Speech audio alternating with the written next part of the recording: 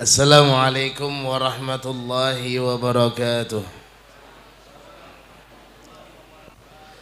Alhamdulillah, alhamdulillahi rabbil alamin. Hamdan syakirin, hamdan na'imin, hamdan yuafi ni'amahu wa yukafi'u mazidah. Allahumma salli wa sallim wa barik wa karrim ala sayyidina wa maulana Muhammad miftahi babi rahmatillah adada ma fi ilmillah salatan wa salaman daimaini bidawami mulkillah wa ala alihi wa sahbihi wa man walah wa la hawla wa la quwwata illa billahil aliyil azim. Rabbi syrah li sadri wa yassir li amri wa hlul 'uqdatam min lisani yafqahu qawli, amma ba'd. Yang kita sama-sama muliakan dan kita cintai dan kita hormati para habaib, para syaraib, khususnya Al-Habib Hasan As-Segaf, ada Al-Habib Agil As-Segaf dan para habaib yang lainnya. Mudah-mudahan dengan kehadiran para habaib di sini Allah memandang kita semua, amin. Mengampuni segala dosa kita, amin. Dikabulkan segala hajat kita, amin.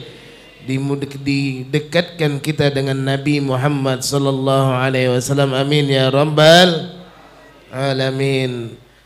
Para guru agama, tokoh masyarakat, khususnya ada guru kita Al-Ustadz Al-Hajj Madhari. Mudah-mudahan apa yang telah disampaikan beliau kepada kita tadi bermanfaat bagi kita yang mendengarkannya, dan mudah-mudahan bisa mengamalkan dan bisa senang dengan hadir majlis ilmu dan selalu istiqamah di majlis tersebut, amin ya rabbal alamin. Bulan Maulid, kita semua mengetahui acara di mana-mana, majlis di mana-mana. Jangan sampai kita hadir di majlis-majlis Maulid 1, Maulid 2, Maulid 3, Maulid 4, kita haba'am mansura, ndak ada apa-apanya. Ya. Jadi hendaklah kita kalau hadir di majlis-majlis maulid, majlis ilmu, majlis ta'lim, hendaknya kita ulun sambung, karena malam Jumat kemarin itu coming soon, karena ulun saya sudah pernah mengatakan ada 4 hal.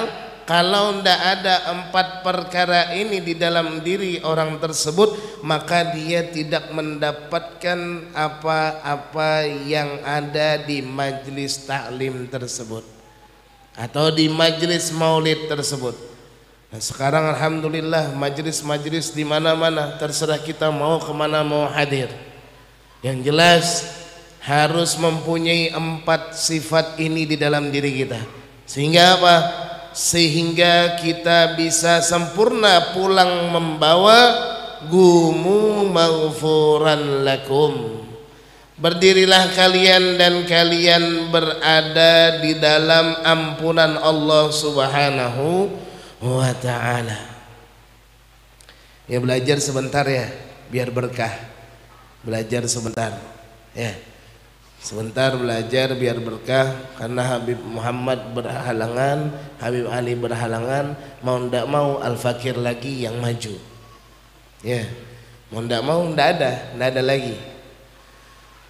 Yang pertama, hendaknya ayyakuna bi adabin, hendaknya kita di majelis ilmu itu hendaknya dengan adab, dengan akhlak. Jangan kita datang ke majelis ilmu tidak ada akhlak sama sekali, tidak ada adab sama sekali. Karena duduk di majelis ilmu, khususnya majelis maulid seperti ini, dikatakan kata Habib Ali Al-Habsyi, "Syu indana Mustafa al-hadir habibina khairal insani." Lihatlah, kata beliau, kita ketika membacakan Maulid Nabi Muhammad sallallahu alaihi wasallam itu Nabi Muhammad sallallahu alaihi wasallam hadir. Maka dari itu jaga adab. Bagaimana kalau presiden kita dunia dan akhirat datang ke tempat kita, datang ke majelis kita, datang di dalam perkumpulan kita, masa kita duduk sambil ngorek telinga, nyender ya, atau dalam keadaan apalagi sekarang banyak bersalawat yang tidak ada adab-adabnya. Sering dikatakan oleh Habibana Muhammad bin Husain al-Idrus ya dalam syair-syair kadang-kadang. Akhirnya apa? Tidak ada yang didapatkan karena tidak ada adabnya. Yang kedua, husnudzan, sangka baik. Minggu kemarin sudah dijelaskan bagaimana keutamaan orang yang husnudzan, keutamaan orang yang sangka baik. Jadi siapapun yang kita lihat selagi kita bisa untuk baik itu manusia ataupun hewan, selalulah merasa diri kita yang paling rendah. Ya, makanya kemarin khair insya supaya apa? Supaya mengetahui bahwasanya semua dari Allah itu baik. Mau itu buruk kah, mau itu jelek kah? Ya, jangan sampai duduk ke majelis taklim, duduk ke majelis ilmu, duduk ke majelis maulid ada sangkaan yang tidak baik terhadap orang lain, apalagi sangka jelek kepada orang-orang penceramahnya, misalkan ustadznya, kiainya, habibnya. Jangan sampai ketika datang ke masjid, majelis harus dengan husnudzan, sangka baik. Sampai ada cerita Al-Habib Muhammad Maulad Dawileh, ya, Habib yang digelari dengan Maulad Dawileh. Beliau ini mempunyai anak namanya Abdurrahman As-Segaf yang digelari dengan Al-Faqih Muqaddam Tsani. Ya, betul Bib ya. Jadi Al-Faqih, jadi Al-Habib Abdurrahman As-Segaf bin Muhammad Maulad Dawileh. Nah, Muhammad Maulad Dawileh, Al-Habib Muhammad Maulad Dawileh pernah suatu hari duduk ketika beliau pulang daripada majelis taklim seperti ini, ketika pulang ada salah satu murid, ada salah satu yang hadir di majelis taklim tersebut melihat Habib Muhammad ini memanggil perempuan, perempuan sini dipanggil, ngomong berduaan, ya, ngomong berduaan.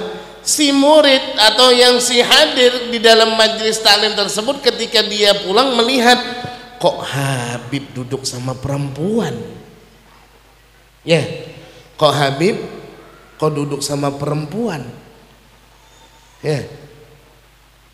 Oh, kalau bahasa sekarang tuh kalau takriban del paham, kalau bahasa sekarang ada misalkan Ustadz Madhari duduk di depan dengan perempuan berduaan, ada yang di video. Oh, Ustadz Madhari dengan apa? Dengan perempuan nih, padahal ada muridnya, ada istrinya. Oh, selingkuh nih, di-share.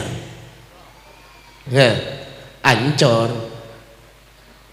Ya, di-share.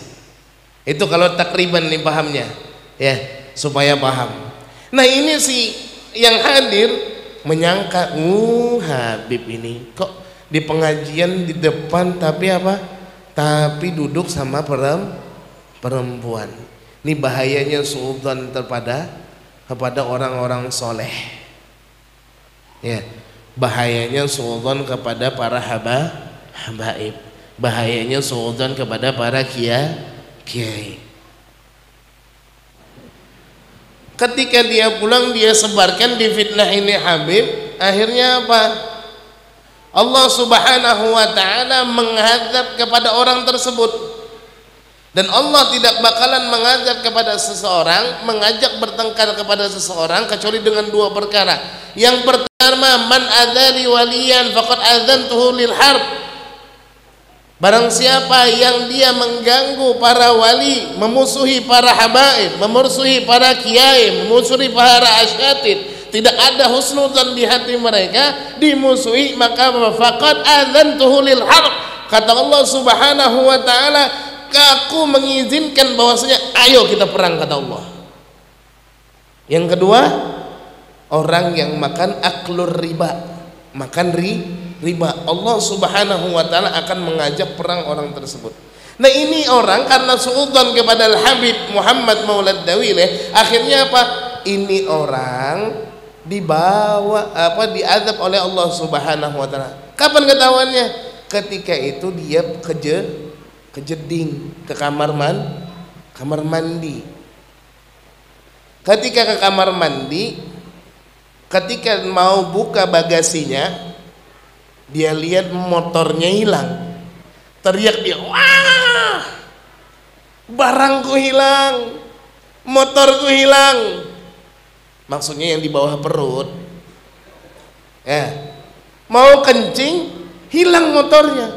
Teriak dia, teriak dengan kawannya, temannya, lo kenapa?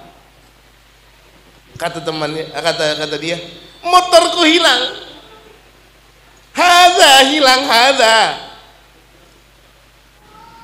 Ya. Loh, kok bisa? Nggak tahu. Kata temannya, ya sudah, sini kita ke tempat kiai, ke tempat orang alim. Ya. Datang ke orang alim. Ngomong temannya, Kiai, mohon maaf, mohon ampun, ini teman saya kehilangan barang. Barang apa, kata Kiai? Ada kehilangan barang dia. Ya, kehilangan barang. Kata Kiainya, sebentar, diambilkan air, nggak ada. Loh, apa yang hilang katanya? Kok nggak ada, udah bisa diterawang ini? Ampun, maaf Kiai. Kenapa? Hadanya yang hilang. Aduh, nggak ada yang dapat di Indomaret ini, di Alfamidi nggak ada. Ya. Kalau hada hilang, yang nggak bisa hada-hadaan sama istri. Ya. Tuh, kata Kiai, kok bisa? Nggak tahu Kiai. Kok bisa hilang ini hada saya ini? Ya, kok bisa hilang? Kata Kiai, coba ingat-ingat apa yang pernah kau lakukan. Nggak ada Kiai. Pulang, kau lihat apa? Diingat, oh iya Kiai, aku tadi pulang dari pengajian. Ketika pulang dari pengajian, aku melihat Habib, orangnya putih, tinggi, pakai jubah imamah, duduk sama perempuan. Aku sebarkan, ini kok Habib kok duduk sama perempuan? Ya, ini kok Habib kok duduk sama perempuan? Kata Kiai, satu obatnya, harus cepat-cepat minta maaf sama Habib. Ayo cepat sana. Oh iya Kiai, harus sana. Berangkat dia ke tempat Habib Muhammad Maulad Dawileh. Dibuka di pintu, tok tok tok. Man fil bab, siapa di depan? Ana Habib. Siapa? Ana. Masuk, kata Habib. Masuk. Kenapa? Pengen undang saya? Enggak. Terus mau apa? Mau ngomong hajat Habib. Mau ngomong hajat apa? Ini Bib, hadza hilang Bib. Lo kenapa?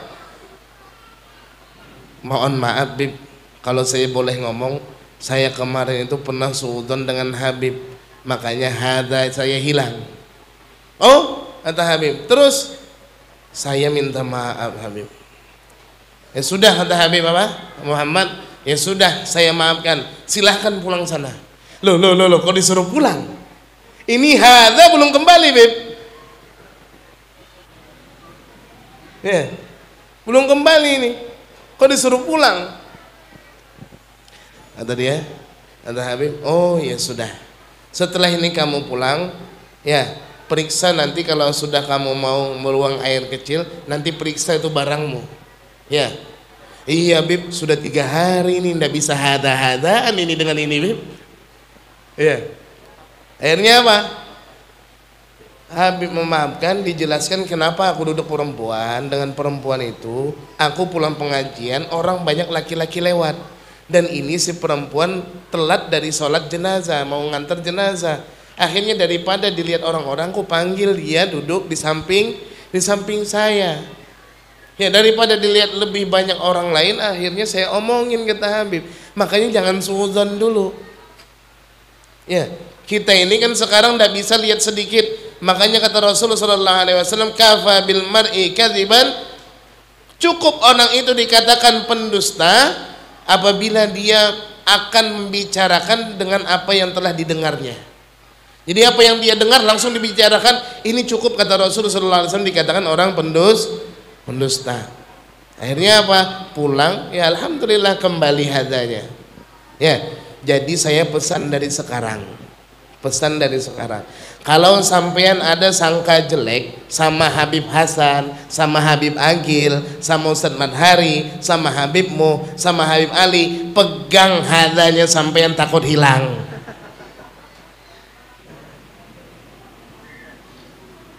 Ya. Nah, husnuzan. Ya, jangan sampai sangka jelek. Yang ketiga, biar mempersingkat waktu, khidmah. Jadi yang pertama tadi kita harus beradab, yang kedua husnudzan, yang ketiga khidmah. Khidmah bukan hanya dengan tenaga, bukan hanya dengan jiwa, dengan pemikiran, dengan harta, itu juga khidmah. Sampai yang tadi memasukkan ke dalam apa? Ke dalam celengan, harta yang sampean sisihkan ke dalam celengan tadi, itu juga namanya khidmah. Jadi jangan kalau celengan lewat dicelengin aja gitu, jangan. Ya, itu juga namanya khidmah. Membantu daripada majelis ini, itu juga namanya khidmah. Lu dengan harta sampean, bu, pengen punya anak soleh enggak? Pengen punya anak soleha enggak? Ada 2 cara, jalan yang cepat dan jalan yang sulit. Pilih mana? Yang cepat. Kalau mau cepat, cari bapak namanya soleh, istrinya soleh, anaknya namanya mubarak. Itu paling cepat sudah untuk mendapatkan anak soleh dan soleha. Yang kedua, cara yang salah satu untuk mendapatkan anak yang soleha atau anak yang soleh, salah satunya apa? Sumbangkan harta dengan khidmah di majlis. In lam tu'athir fika tu'athir fi sulbika. Kalau ndak berbekas dengan sampean, dengan kita yang hadir di sini, kesolehan orang-orang yang di depan ini akan membekas kepada anak-anak sampean. Ya. Jadi salah satunya apa? Khidmah dengan harta. Ada kisah, cerita terus Bib. Terus. Hah? Selesaiin ya sudah. Ada satu kisah, ya, di zaman dulu ada seseorang yang dia mau bepergian. Setiap bepergian dia membawa dua air. Setiap mau bepergian ke tempat tersebut dia membawa air. Karena apa? Karena dulu gurun pasir sangat panas, tidak ada pohon. Jadi di perjalanan itu perlu minum. Kalau tidak minum, is dead. Ya, kalau tidak minum, meninggal. Perjalanannya jauh, hampir 20 kilo. Dia membawa dua air. Kemana dia? Ke tempat lokalisasi. Jadi jalan dengan panas terik apa segala macam sampai di sana dia minum, terjadilah sesuatu, wa ma adraka ma sesuatu. Akhirnya itu setelah itu pulang ini orang. Ketika dia pulang bertemu dengan seseorang, kalau zaman sekarangnya bahasanya kiai. Kiai di tengah jalan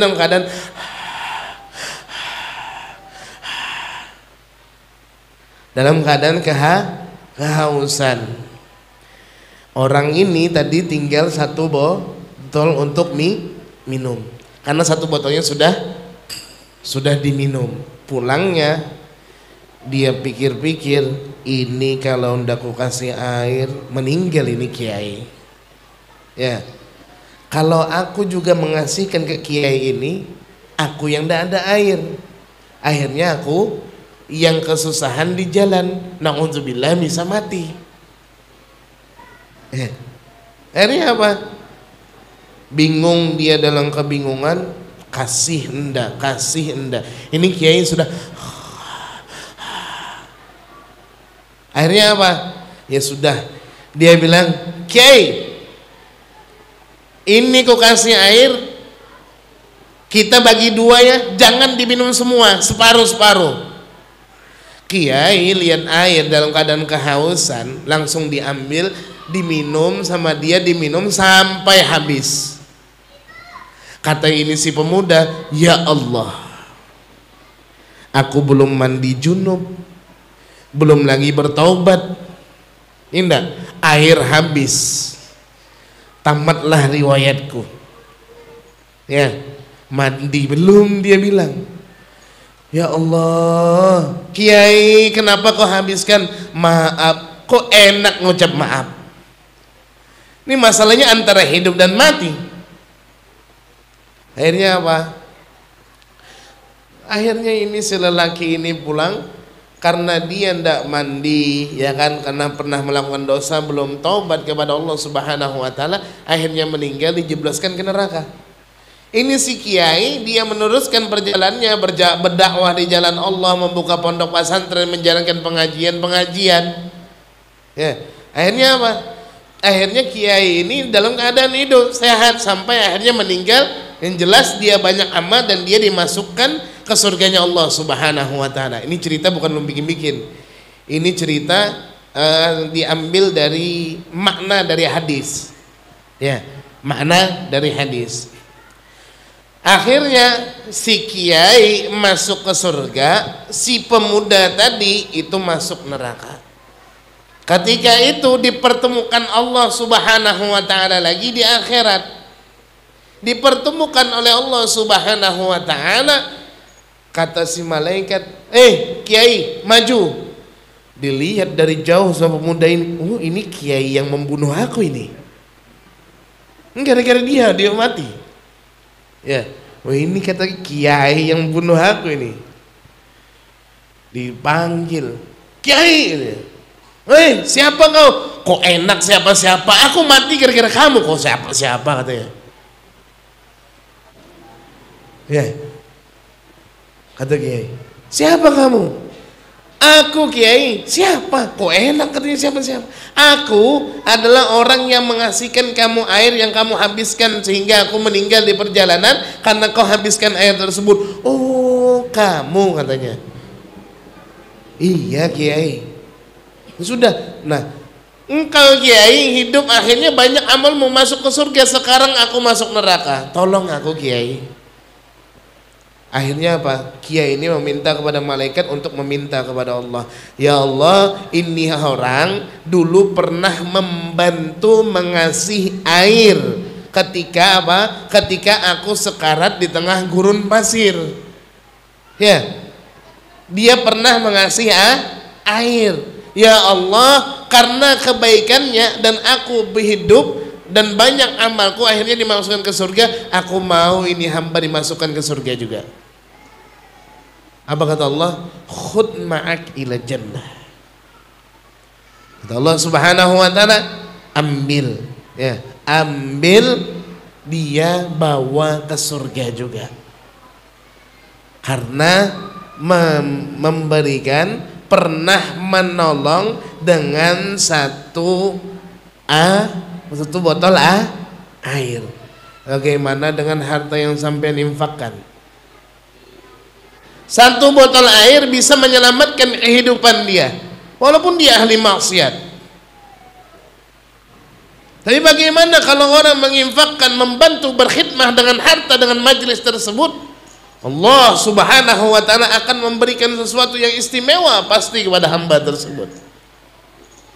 Ya. Ini mudah-mudahan kita bisa berkhidmah di majelis ini dengan harta kita. Tidak bisa dengan harta kita, dengan pemikiran kita. Tidak bisa dengan pemikiran kita, dengan jiwa raga kita. Makanya paling banyak Syekhona Bangkalan, Syekhona Khalil Bangkalan, ya Ustaz, kita kalau mau meneliti semua muridnya, kenapa menjadi orang yang sangat luar biasa semua? Semua itu orang yang khidmah, betul Ustaz? Syekhona Khalil Bangkalan itu mempunyai murid-murid yang mereka menjadi orang-orang yang luar biasa karena pernah khidmat. Ada yang menyapu, ada yang gosokkan baju beliau, ada yang mengambilkan cincin cincin nyainya ke dalam sapi tank, ada macam-macam karena khidmah. Ya. Jadi harus ada. Yang pertama adab, yang kedua husnudzan, yang ketiga khidmah. Khidmah baik dari harta, baik dari pemikiran, baik dengan jiwa. Kalau dengan jiwa sudah banyak, luar biasa. Para kru ini paling banyak dapat pahalanya daripada kita yang di depan ini, ya, karena dengan jiwa. Yang terakhir, yang keempat, yang keempat, yang terakhir adalah cari ambil daripada orang-orang soleh yang ada di depan ini perhatiannya, ya, ambil perhatiannya, ambil perhatian Ustadz Marhari, ambil perhatian Habib Hasan Assegaf, ya, ambil perhatian mereka. Karena maniktana bi abna'il kibar i'tanal kibaru alaih. Orang kalau sudah membantu, memperhatikan daripada orang-orang, anak-anak para habaib, anak-anak para kubar, para ulama, ajdaduhum, para habaibuna, maka yang memperhatikan orang-orang besar akan juga memperhatikan kita, ya. Dan mudah-mudahan 4 ini kita bawa pulang ke rumah, sehingga hadir di majelis di mana-mana harus mempunyai 4 ini. Agar apa? Agar kita dalam majelis tidak pulang dalam keadaan sia-sia. Yang pertama dengan adab, yang kedua hendaknya husnudzan, yang ketiga hendaknya kita khidmah, ya, yang keempat hendaknya mencari perhatian dari orang-orang soleh, ya. Lanjut, tidak bakalan bisa lanjut, sudah jam 10 cukup, ya. Nanti insyaallah, karena zaman kita ini khamsa surutin fi zamani syain, ya, khamsa surut, ada 5 perkara, ada 5 perkara yang beruntung. Khamsa surutiz zain fi zamani syain, judulnya nanti itu, ada 5 perkara seseorang itu akan beruntung di zaman yang jelek seperti kita sekarang ini. Kapan itu? Nanti lain waktu, ya, nanti lain waktu, to be continued, ya. Mudah-mudahan bermanfaat. Salah hilaf mohon maaf, ya. Kalau ada kata-kata salah atau kurang berkenan di hati, minta halal, minta ridha. Wabillahi taufiq wal hidayah wal hidayah. Wassalamualaikum warahmatullahi wabarakatuh. Waalaikumsalam warahmatullahi wabarakatuh. Alhamdulillah, cukup dengan panjang lebar dan juga dengan luas, dengan hikmah. Insyaallah kita semuanya pulang dari sini mudah-mudahan melekat di hati kita, nyambung ke keluarga kita semuanya insyaallah dalam lindungan Allah, dapat maghfirah dari Allah Subhanahu wa taala. Amin Allahumma amin. Dan saya sendiri mohon maaf atas segala hilaf dan salah, dan juga mewakili daripada sahibul majlis Habib Muhammad Al-Idrus karena malam ini enggak bisa hadir. Beliau ada keperluan di luar. Mudah-mudahan Allah Subhanahu wa taala juga memberikan keamanan kepada beliau-beliau dan kesehatan juga bagi beliau-beliau. Mudah-mudahan dilindungi Allah Subhanahu wa taala. Amin Allahumma amin. Untuk menutup majlis kali ini kita baca dengan bacaan seperti biasa salawat al-busra dengan niatan kita masing-masing. Mudah-mudahan yang dihajatkan kalian Bapak Ibu semuanya selalu dapat dikabulkan oleh Allah Subhanahu wa taala. Amin Allahumma amin. Saya pribadi mohon maaf. Assalamualaikum warahmatullahi wabarakatuh.